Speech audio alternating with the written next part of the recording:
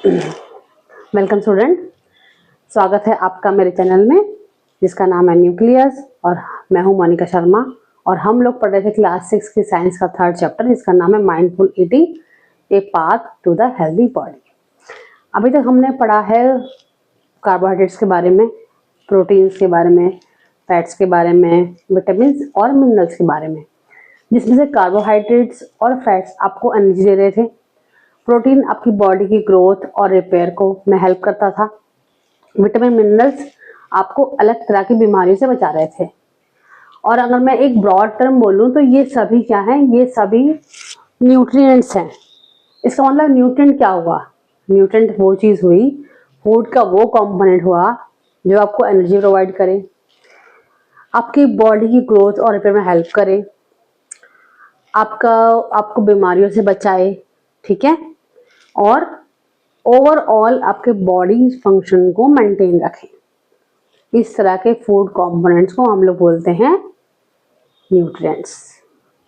Second बात क्या है? एक टर्म है आपकी बुक में, प्रोटेक्टिव न्यूट्रिएंट्स। मैंने अभी बोला विटामिन और मिनरल्स आपकी बॉडी को डिफरेंट बीमारियों से बचाते हैं, और इसलिए हम विटामिन और मिनरल को प्रोटेक्टिव न्यूट्रिएंट्स बोलते हैं। प्रोटेक्टिव मतलब होता है बचाना, प्रोटेक्ट करना, ठीक है, फाइन। अब अगला आपकी बुक में टॉपिक आता है, इसलिए टॉपिक से पहले आप मुझे ये बताइए कि आपके घर में ये कहा जाता होगा, आपको आपकी मम्मा कहती होंगी ये आप प्रॉपर डाइट लो, आप सब्जियां खाओ, फल खाओ, पिज्जा बर्गर मत खाओ, मोमोज मत खाओ। ऐसा क्यों कहती हैं वो? फल और सब्जियां ही आपको खाने को क्यों कहा जाता है? दालें खाने को क्यों कहा जाता है? इसलिए कहा जाता है कि फल और सब्जियों में ही ये सारे एलिमेंट जो हैं, जो हम पढ़ रहे हैं अभी तक, एसेंशियल एलिमेंट्स, ये सब प्रेजेंट होते हैं। आपके फास्ट फूड, जंक फूड में इस तरह के न्यूट्रिएंट ना के बराबर होते हैं। इसलिए आपको कहा जाता है कि आप फल, सब्जियां, दालें, मोटा अनाज ये सब खाओ। अब सब्जियों में भी दो चीजें होती हैं, आप कच्ची सब्जी खाओ या पकी हुई खाओ, मतलब गैस पे पकाई हुई। अब कच्ची खाओगे तो क्या फायदा है, और पकी हुई खाओगे तो क्या नुकसान है? देखो, जब हम सब्जियों को गैस पे पकाते हैं या को बनाते हैं तो एक तो वो उनका कलर है वो आप देखेंगे वो लॉस हो गया है। जो पहले सुंदर सा ग्रीन कलर है, मान लीजिए शिमला मिर्च में, या रेड कलर है गाजर में, वो अलग हो जाएगा बनने के बाद, होता है ऐसा। नेक्स्ट बात क्या है? वो थोड़ी सॉफ्ट हो जाएंगी और उसमें जो विटामिन कंटेंट है या और जो इम्पोर्टेंट एलिमेंट्स हैं वो या तो कम हो जाते हैं या नष्ट हो जाते हैं। जैसे विटामिन सी अगर किसी सब्जी प्रेजेंट है और आपने उसे गैस से पकाया तो वो खत्म हो जाएगा। इसलिए कहा जाता है कि जितना हो सके सब्जियों को कच्चा ही खाना चाहिए, ठीक है। हालांकि ये जरूर कहा जाता है कि सब्जियों को धो और काटो, छीलो तब खाओ। हालांकि इसमें भी कुछ न्यूट्रिएंट लॉस होते हैं, वॉशिंग में भी कुछ न्यूट्रिएंट बह जाते हैं पानी में, लेकिन वॉशिंग जरूरी है। क्यों जरूरी है?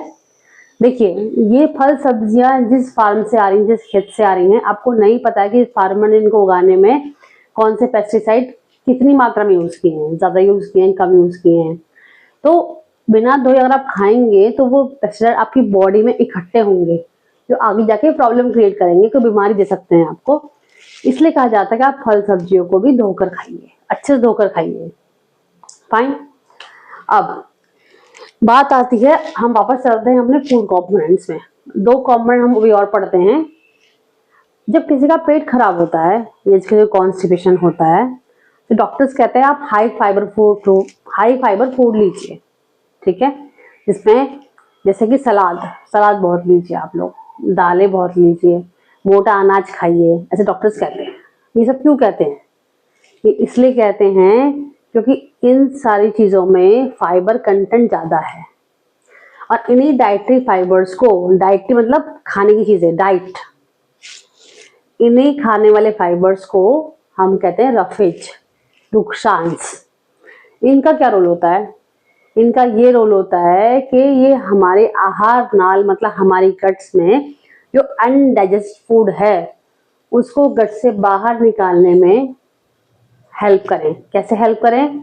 जो रास्ता है उस फूड का बाहर निकलने के लिए उसको स्मूथ बना के, समझ आ गया। इसीलिए आपके खाने में भरपूर मात्रा में फाइबर रफेज होने चाहिए, समझ आ गया। नाउ अब हम बात करते हैं, लास्ट कंपोनेंट है वाटर। हमारे खाने में वाटर भी एक अच्छी मात्रा में होना चाहिए, ज्यादा मात्रा में होना चाहिए। क्यों? वो इसलिए क्योंकि जो वाटर है, अगर वाटर कंटेंट ज्यादा रहेगा फूड में तो वो उस फूड से न्यूट्रिएंट को एब्जॉर्ब करने में हमारी बॉडी की हेल्प करेगा। और दूसरा काम वाटर ये करता है कि हमारे बॉडी में जो टॉक्सिन्स इकट्ठे हो रहे होते हैं, बाय किसी भी मीन से हो, अगर इकट्ठे होते हैं तो उनको बाहर निकालने में कैसे? थ्रू स्वेट मतलब पसीना, और थ्रू यूरिन पेशाब, उसके थ्रू हमारे बॉडी के टॉक्सिक मटेरियल बाहर हो जाते हैं।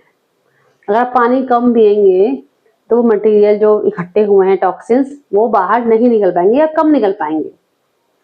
और ये सब चीजें अभी जो आपको समझ कम आ रही होंगी, ये सब आगे सब डिटेल में है। आप जब आगे बढ़ेंगे नेक्स्ट क्लासेस में तो ये सब डिटेल होता जाएगा, कैसे कैसे क्या क्या होता है। ओके, अभी के लिए आप यही समझो कि पानी हमें ज्यादा लेना है, ठीक है। तो ये टॉपिक तो आपका खत्म हो गया। आपकी बुक में साइंटिस्ट दिए हुए हैं कोलुथर गोपालन। उन्होंने क्या किया था? उन्होंने भारत के 500 डिशेस को स्टडी किया कि उनका न्यूट्रिशन स्टेटस क्या है, मतलब उसमें कैसे कैसे कंपोनेंट है, कितनी कितनी मात्रा में। ये किया उन्होंने। और उन्होंने एक सर्वे भी किया था इंडिया के लोगों पे कि यहाँ पे जो लोग हैं उनकी बॉडी की रिक्वायरमेंट क्या है न्यूट्रिशन की, किस कमी से यहाँ लोगों को बीमारियां हो रही हैं। तो ये सब इनिशिएटिव की वजह से Indian government mid day meal जैसी योजना को लेके आ पाई, ताकि जो बच्चे स्कूल में पढ़ते हैं उनको अभी से ही इस तरह का फूड मिले कि उन्हें बीमारियां आगे जाके ना हो, और जो हमारी जनरेशन है वो स्वस्थ रहे, ठीक है। जिसे हम पीएम पोषण भी अभी इस समय कहते हैं, मिड डे मील वाली प्लान उसको। ओके, तो बस ये आपका चैप्टर का इतना हो गया है। अब हम पढ़ेंगे नेक्स्ट क्लास में फूड कंपोनेंट को टेस्ट कैसे करते हैं, ठीक है। कोई क्वेरी हो तो प्लीज बताइएगा, और आपको वीडियो अच्छा लगे तो लाइक और सब्सक्राइब जरूर कीजिएगा। Till then be safe, be healthy, bye bye.